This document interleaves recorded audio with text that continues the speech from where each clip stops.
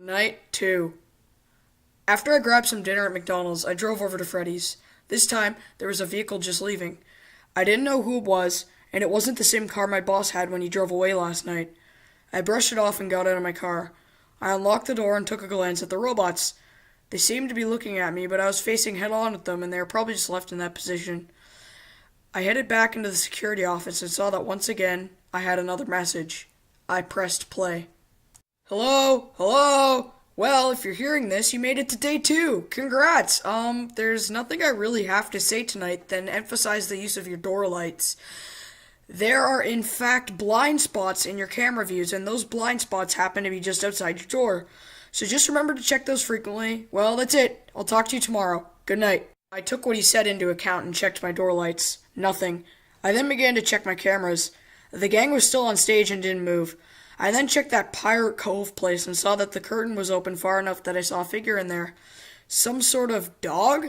I wasn't sure as I switched off the cameras. I had to conserve power. I left them off for a solid minute before I checked them again. I saw that the curtain was all the way open in the Pirate Cove and the figure was standing just outside of it. I had better view of it now. It appeared to be a fox. I then quickly checked the main stage. Bonnie was gone, but Chica and Freddy were still there. I checked each camera and saw that Bonnie was once again on the main audience area, just like last night. I checked the Pirate Cove again and saw that nothing was there. The curtain was wide open and the figure wasn't there. I checked each camera close to Pirate Cove until I got to the West Hall. I saw that fox sprinting down the hallway. My body tensed up and I was filled with pure fear. I smashed the door button quicker and harder than I did last night. I then heard banging on the door as if someone wanted to get in. After that, I heard footsteps running away from it as if I left. Just to be cautious, I checked the Pirate Cove and saw that the curtain was closed. I thought that meant it returned, and I opened the door back up. I quickly checked the door lights on both sides. To my surprise, Bonnie was outside my left-hand door. I hit the door button again, filled with fear, and waited for Bonnie to leave. The night went on in a very similar way.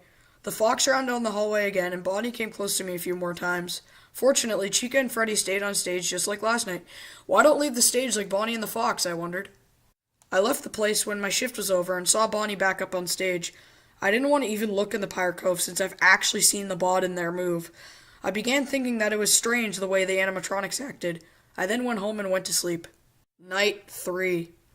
This time I went to Freddy's a bit earlier, before my shift and after the other guard left. I didn't really want to wait until the middle of the night to arrive, which somewhat frightened me. I also got there while the owner was still there. I said hi to him, but he just gave me a low, as if he were saying, hey, or I really don't feel like talking. I sat at the security office playing games on my phone until its battery went out, which was conveniently at 11:57. I completely forgot to check the message machine for my nightly message. I don't know how it was possible to tune out the constant beep of the dang thing. Maybe it was because of my headphones. They're barely even up. Anyway, I pressed play. Hello? Hello? Wow, you made it to night 3. Great work. Most people don't make it this far. I mean, they moved on to other things. I'm not implying that they died. Yeah, didn't mean that. I chuckled a bit when he said that. Now, I don't really want to talk that much since Freddy and his pals become more active the further the week goes on. I should have told you that before, but I forgot. Sorry. Make sure you check those cameras while I talk just to be safe. I began to check the cameras. Nothing. Everyone was in their proper spots. I checked the cameras again. They were all out. West Hall, East Hall, Pirate Cove, every single camera was out. I was about to check one of the cameras outside when I realized that they turned back on. I checked the main stage. Chica was gone. Not Bonnie. Chica. This surprised me. Bonnie was the first one to always leave. Why not now? I began to check around. I found Chica in the audience area staring directly at me from behind a table. The way she was facing, at least I think she's a she, wasn't towards me, but her face was. This chilled my bones. Why were they staring directly at the cameras?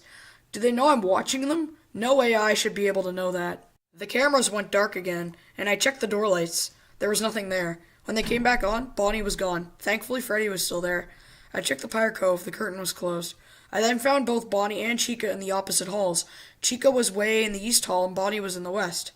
This filled me to the brim with fear. I was surrounded, and there was nothing I could do. I checked the door lights. There was nothing on the left. I checked the right, and there was Chica staring at me through the glass window. I was startled at first, but then stared at it for a couple of seconds. I saw it twitch, and then I jumped for the door switch. The twitch was not something an AI could do. Well, they said they could twitch if they were broken, but not human like Chica did. I checked the lights. Chico was still out there. I checked the right, and there was Bonnie. I was more startled by Bonnie because I swear I saw his mouth moving up and down, almost like he was eating. From outside, this caused me to immediately hit the door button. I was surrounded, more than I was when they were in the halls. I could do absolutely nothing but pray. I didn't open the doors for the rest of the night. It caused me to lose all my power right before 6, but my praying paid off. Nothing came to get me. I didn't leave the security office until the owner showed up because I was so scared. He didn't care and told me to leave because my shift was over. I went home and just watched movies. I couldn't find the courage to fall asleep knowing I'd have nightmares. I stayed awake straight until my next shift. To be continued.